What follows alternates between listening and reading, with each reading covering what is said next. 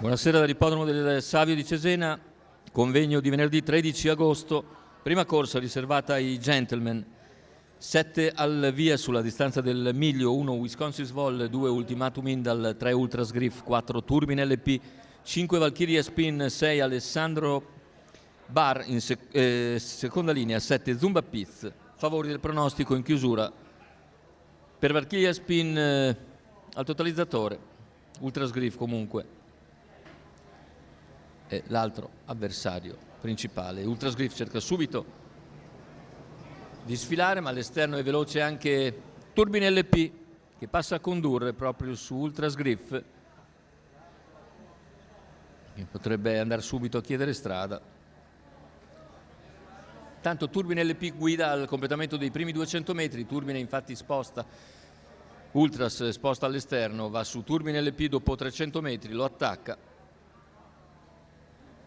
passa a condurre in 400 metri, se ne va il quarto iniziale in 28,8 e quindi Ultras Griff in vantaggio dopo i primi 400 metri di gara. All'esterno c'è la risalita di Valkyria Spin,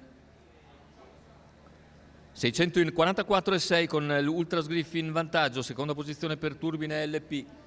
Al largo si impegna Valkyria Spin, mentre la sua scia è stata presa da Ultimatum Indal lungo la corda. In terza posizione segue invece Wisconsin Vol, al largo anche Zumba Piz che lascia alla retroguardia Alessandro Bar. Intanto 59,3 per gli 800 con Ultras Griff che continua a camminare, 14,7 la frazione davanti alle tribune. Ora il chilometro viene coperto in 1,14,5.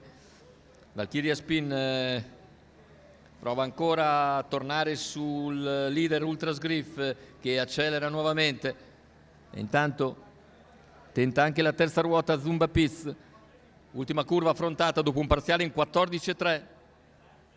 Cala Turbine LP mentre Valkyria è ancora all'esterno con in terza ruota Zumba Piz. Ultras Griff però ancora una lunghezza abbondante di margine, all'ingresso addirittura d'arrivo, ultimi 150 metri di gara con Ultras Griff che cerca di accelerare nuovamente, Valkyria Spin che ancora si impegna all'esterno insieme a Zumba Piz che ci prova a centropista, ma nel finale Ultras Griff viene a concludere facile nei confronti di un'ottima Valkyria Spin. Al terzo finisce Zumba Piz, 1,13,7 il ragguaglio conclusivo e Thomas Manfredini vince in percorso di testa per Andrea Vitaliano,